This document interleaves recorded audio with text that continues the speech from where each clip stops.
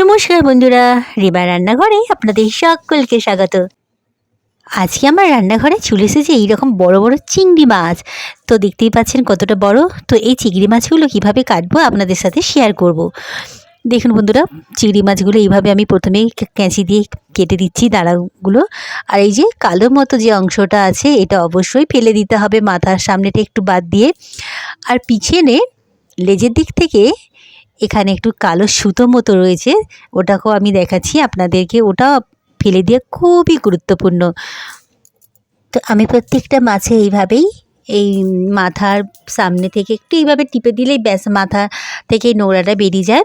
তো চিংড়ি মাছের মাথাতেই এগুলো থাকে। তো এইভাবে আমি সব মাছগুলো সুন্দরভাবে কেটে ফেললাম। ভালো করে 2-4 বার ধুয়ে গরম তেলে এটাকে দিয়ে দিলাম। এটাকে একটু মিডিয়াম আছে এরকম লাল লাল করে ভেজে নিতে হবে।